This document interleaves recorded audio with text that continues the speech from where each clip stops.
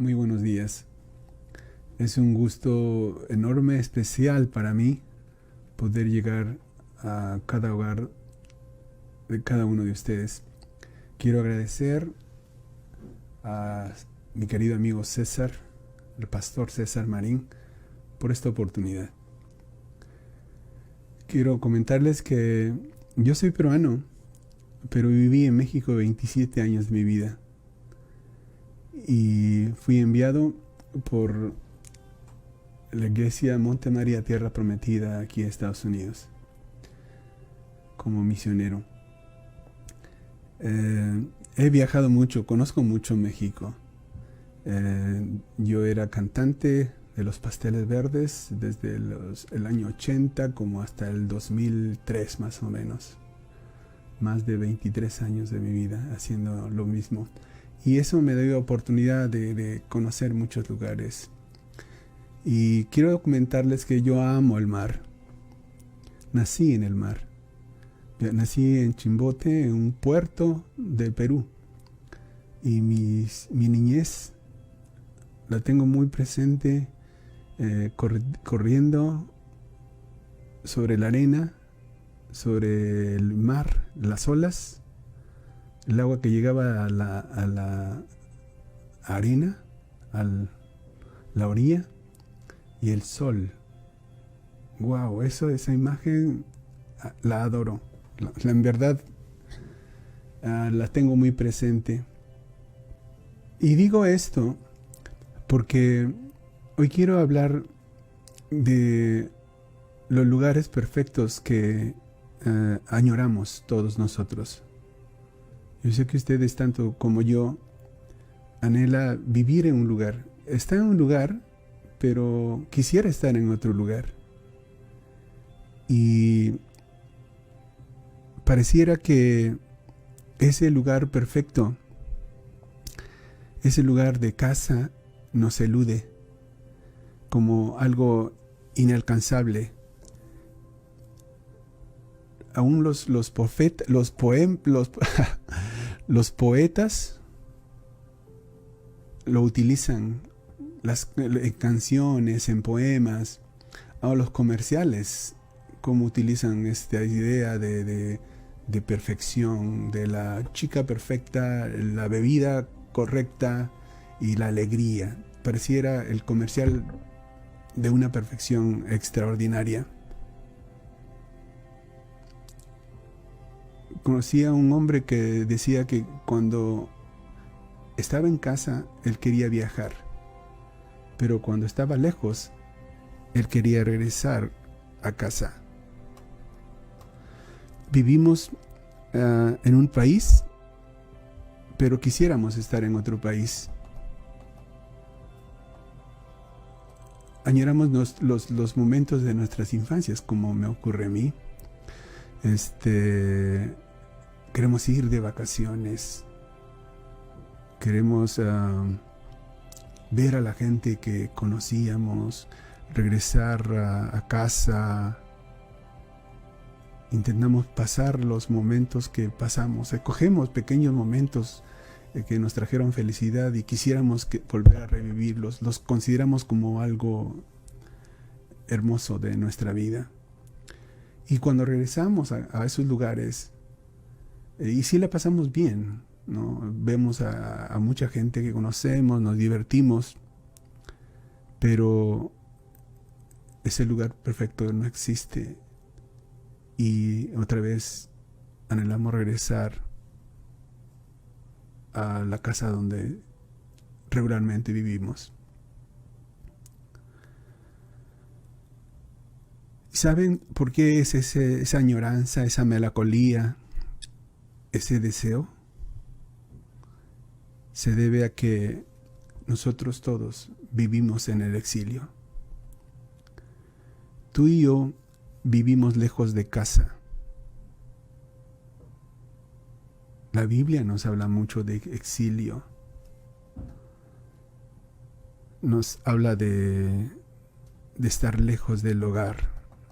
Si se acuerdan, Abraham salió de su casa, de la casa de sus padres, para buscar la promesa del Señor. Jacob salió huyendo, tratando de conservar la vida. José fue vendido como esclavo y tuvo que vivir en Egipto.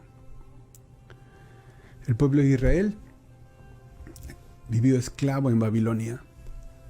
Y hasta podríamos decir que Jesús dejó el cielo y vino a la tierra y de alguna manera estuvo exiliado lejos de su casa, lejos de su hogar. Entonces esa melancolía que sientes, que sentimos, es porque vivimos en el exilio, lejos de nuestra casa. La Biblia está cargada de lugares de exilio. El Salmo 126 nos habla: cuando el Señor hiciere volver los cautivos de Sión, seremos como los que sueñan. Entonces nuestra boca se llenará de risa, nuestra lengua de alabanza. ¿Se acuerdan? Esto es una canción muy conocida en Monte María. Cuando el Señor hiciere volver. Y esa es la idea, ¿no? de que podemos salir de ese exilio y que podemos llegar a la casa, a nuestro hogar.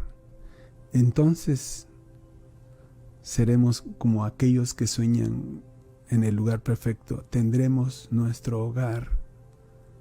Viviremos en el lugar perfecto. Aunque también habla la Biblia de casa, ¿no? De la casa de Israel, la casa de Judá. Pero si te preguntas por qué añoramos, por qué buscamos ese lugar perfecto, por qué nos sentimos en melancolía, por qué hay esa añoranza por el lugar perfecto, la respuesta es: tú fuiste creado para vivir en el Edén. Y lo cierto es que estamos fuera de él, y en nuestro interior, en lo más profundo de nuestro ser, en un lado primitivo de nuestros sentimientos, nosotros aún anhelamos vivir como vivieron nuestros padres, Adán y Eva. Ellos fueron creados para vivir en la perfección, para vivir en ese lugar perfecto. Y la verdad es que todos añoramos, queremos estar ahí. Ahí reinaba el amor, no había enfermedad, no había muerte, un lugar de placer, porque de hecho la palabra Edén significa placer. Dios crea al hombre y lo pone en un lugar de placer. Por eso extrañamos el huerto. Génesis 3, 23, 24 dice: y lo sacó Jehová del huerto del Edén para que labrase la tierra de que fue tomado. Hecho pues fuera al hombre, y puso al oriente del huerto de Edén querubines y una espada encendida que se revolvía por todos lados para guardar el camino del árbol de la vida. Esa espada es la que no nos deja entrar. Por eso nos elude ese lugar.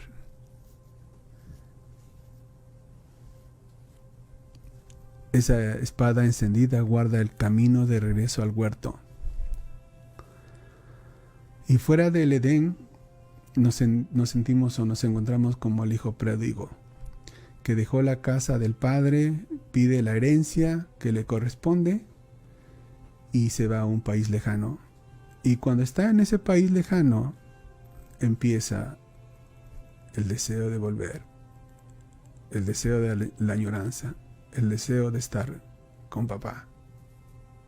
Lucas nos cuenta eso, dice, y volviendo en sí, dijo, ¿cuántos jornaleros en la casa de mi padre tienen abundancia de pan? Y yo aquí perezco de hambre.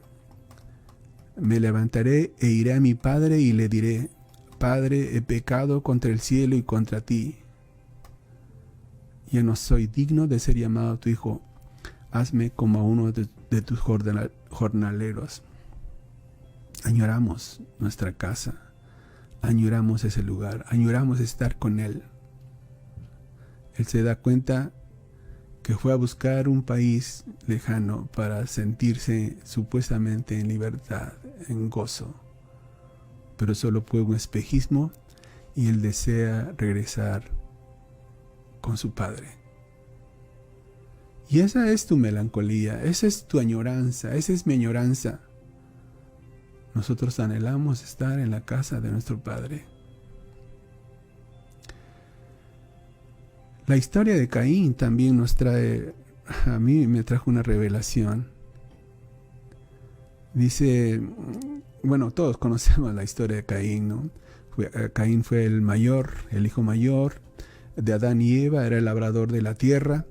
Su hermano Abel era pastor de ovejas y un día vinieron a traer ofrenda a Dios. Caín trae del fruto de la tierra y Abel trae de las ovejas. Lo más gordo, lo mejor, lo primogénito, lo trae delante de Dios. Y la historia nos cuenta que Dios vio con agrado la ofrenda de Abel. Y eso causa algo en el corazón de Abel. Se encela, se ensaña contra Abel y lo mata. Recordamos que lo invitó al campo y lo mata.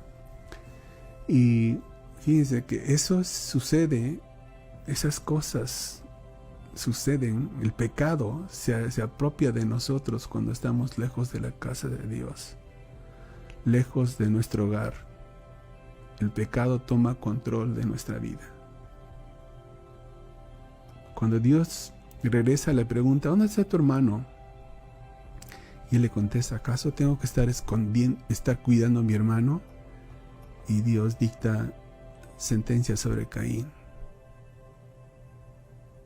Desde la tierra la sangre de tu hermano reclama justicia. Por eso ahora quedarás bajo la maldición de la tierra, la cual ha abierto sus fauces para recibir la sangre de tu hermano que tú has derramado. Cuando cultives la tierra, no te dará sus frutos, y en el mundo serás fugitivo errante. Así Caín se alejó de la presencia del Señor y se fue a vivir a la región llamada Nod, al este del Edén. Vas a ser un fugitivo errante, vas a vivir en el exilio al este del Edén, donde todos nosotros vivimos, en la tierra de todos y en la tierra de nadie. La reacción de Caín me sorprendió ahora que leía esto. Él dijo, este castigo es más de lo que puedo soportar. Hoy me condenas al destierro y nunca más podré estar en tu presencia. Andaré por el mundo errante y fugitivo, y cualquiera que me encuentre me matará. Fíjate, en la reacción de Caín, él nos muestra la razón de la melancolía, de su melancolía. Y tú y yo andamos como fugitivos, errantes, deseando estar en ese lugar, en algún lugar perfecto, porque la presencia de Dios no está con nosotros. Es lo que pasó con Caín. Caín entendía perfectamente de qué se trataba. Él entendía que fuera de ese lugar, al estar como un errante, significaría que ya no podría estar en la presencia del Señor. Entonces podemos ver que no se trata de una posición geográfica. No se trata si tú vives en la Ciudad de México o en Atizapán o en Guadalajara o en Nueva York o en Lima. Tiene que ver si estás con Él o no. Tiene que ver si estás en su presencia. Y vamos a revisar también a Jonás, un profeta de Dios, ¿no? Jonás fue enviado a Nínive a predicar. Y Jonás se levantó para huir de la presencia de Jehová a Tarsis y descendió a Jope. Y halló una nave que partía para Tarsis, y pagando su pasaje entró en ella para irse con ellos a Tarsis, lejos de la presencia de Jehová. Impresiona, ¿no?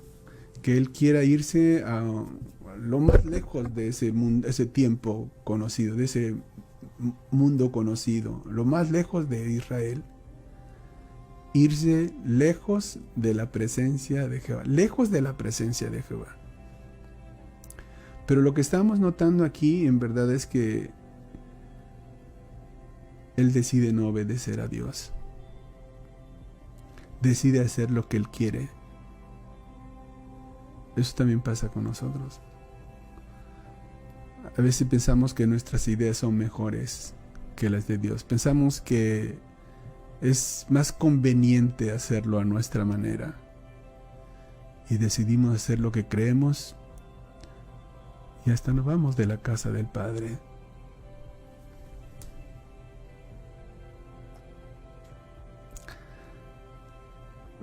Huir de la presencia del Señor significa exactamente, literalmente, huir del rostro de Dios. La presencia de Dios significa su cara, su rostro, su faz. Cuando nos alejamos de la presencia de Dios, nos estamos alejando del rostro de Dios. Entonces, ¿qué significa para nosotros el rostro? Cuando somos bebés, lo primero que vemos es el rostro de nuestros padres. Nuestros padres no tienen un brazo abrazados y miramos su rostro. O aún en la cuna, lo primero que descubren los niños es el rostro de su papá. Aún cuando van a dormir, lo último que ven es el rostro de mamá, el rostro de papá. Cuando se despiertan, lo primero que ven son el rostro de sus padres. En los años de formación, el rostro de papá se convierte en la referencia.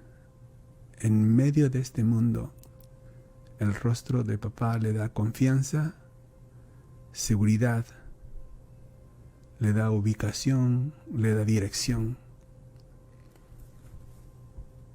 Por eso que en la bendición sacerdotal dice: el Señor te bendiga y te guarde, haga resplandecer su rostro sobre ti.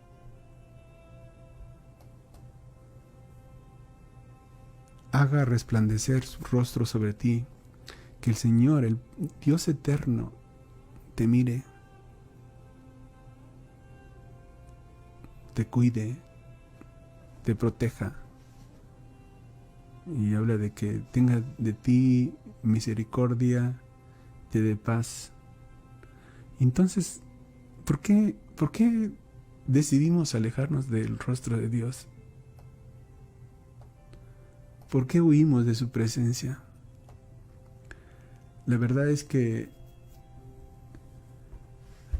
así como los hijos que huyen de su casa porque sienten que ya no necesitan la disciplina de casa o la autoridad del papá, también nosotros cuando huimos de Dios es lo que decimos: es que yo no necesito tu autoridad, no necesito tus consejos.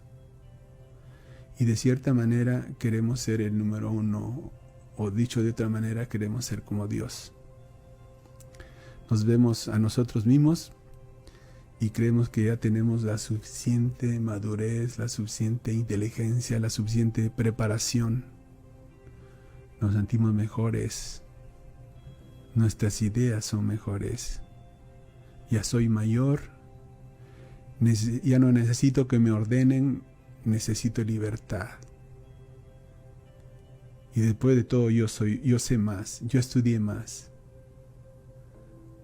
Y poco a poco nos alejamos del rostro de Dios. Jonás termina en el vientre de un pez, clamando por misericordia, queriendo regresar otra vez a casa.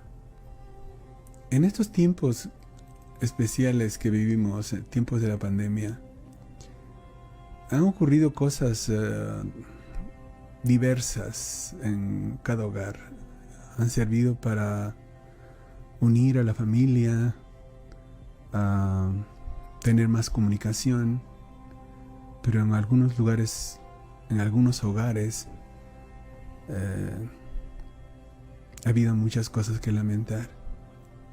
Esta es la historia que cuenta un par de pastores diciendo que una pareja, miembro de su iglesia, fue a recibir orientación porque el papá en casa había tomado demasiado y había abusado de su hija. Había cometido incesto y había traído un tremendo dolor a la casa. Estaban destrozados, en verdad sentían dolor por lo que había pasado. Es el pastor que pensaba en la hija, pensaba en el hecho, lo sucedido, pensaba en la esposa, cuánto dolor. Pero cuando se fueron, él miró a su esposa, que había estado presente en esa reunión, y los dos estaban llorando. Y los dos lloraban por el papá, porque se dieron cuenta que de qué manera te puede arrastrar el pecado cuando no estás en la presencia de Dios, cuando estás en el exilio. Jesús vino para abrirnos el camino a casa. No tienes que vivir en el exilio. Esa espada que estaba en el huerto, esa espada partió en dos a Cristo para que tú puedas regresar a casa, para que ya no sigas añorando, para que te sientas parte de la familia. Tienes que regresar a casa. Quiero terminar contando la historia de una muchacha. Aquí en Estados Unidos conocemos mucha gente que no vive en las grandes ciudades. Vive en pequeños pueblitos, en el campo. Y la historia la leí. Es una historia de Philip Yancey y me impresionó. Esta muchacha empezó a tener contactos con jóvenes de su edad, pero sus padres eran un poco rígidos, no tolerantes a ciertas cosas, y la muchacha empezó a beber, inclusive llegó a tatuarse y recibió mucha reprensión en el hogar. Así que ella se fue de casa, huyó y se fue a un lugar lejos de sus padres, a una ciudad que estaba a 7 horas de su pueblito. Y cuando llegó a la ciudad, se bajó del autobús y al salir a la calle se dio cuenta que un hombre en un coche nuevo, hermoso, le llamaba. Y ella, desorientada, pues se acercó y le dijo, sube, te llevo. Y le dijo, ¿dónde vas? Le dijo ella, no sé, no tengo un lugar. Ah, no te preocupes, yo tengo una casa, un departamento que no lo está ocupando nadie, tú te puedes quedar ahí. Y lo cierto que este hombre la indujo a tener relaciones con otras personas, le traía ropa nueva, cosas nuevas, lujos, y la muchacha se empezó a ilusionar con ese tipo de vida. Y pasaron 2-3 años y ella se sentía que estaba en la gloria. Ganaba mucho dinero, ganaba buen dinero, y decía, ay, qué terrible hubiera sido mi vida si hubiera yo continuado allá en el pueblo, allá en la casa de mis padres. Pero esta vida también la indujo a beber y a tomar drogas, y poco a poco se aficionó más a las drogas. Y llegó el día en que este hombre la echó fuera.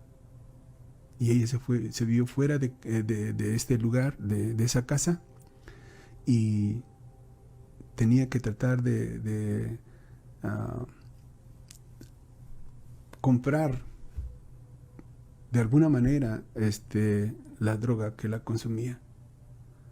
Y seguía vendiéndose, cada vez era más difícil conseguir clientes. Así que un día dice, yo debo irme a casa. Y después de pensarlo varios días, hace una llamada a su casa y no le contesta a nadie. Al día siguiente lo intenta de nuevo y tampoco contesta a nadie, pero ella deja un recado y le dice, papá, voy a regresar a casa. El autobús en el que viajo se va a parar en el pueblo media hora. Si tú no estás en la estación, si nadie de la familia está en la estación, yo seguiré delante, me iré al norte, me iré a Canadá. Así que anhelo que alguien esté ahí porque yo quiero regresar a casa. Y toma el boleto y se va, se regresa supuestamente a casa. Y en el camino ella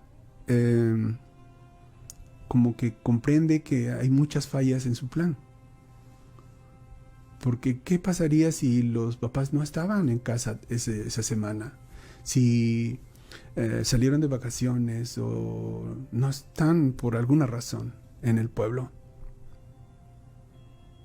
Y pasan las horas y de repente llegan al pueblito.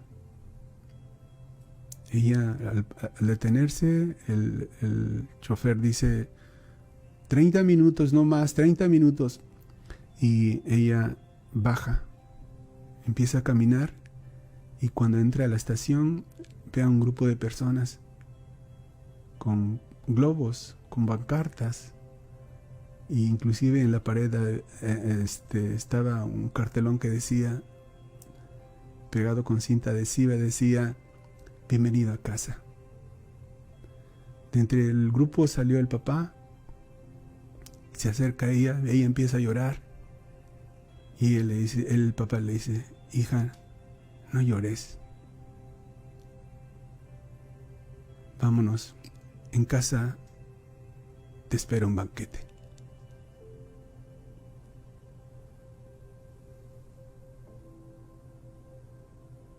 Así es Dios.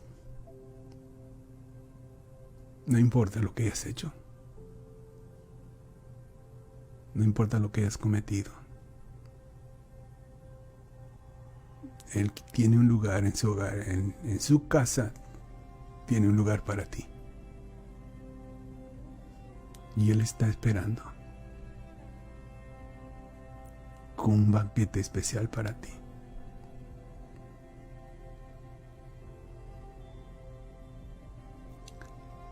Que Dios los bendiga, hermanos. César, nos vemos el viernes. Que Dios te bendiga, mi hermano. Hasta pronto.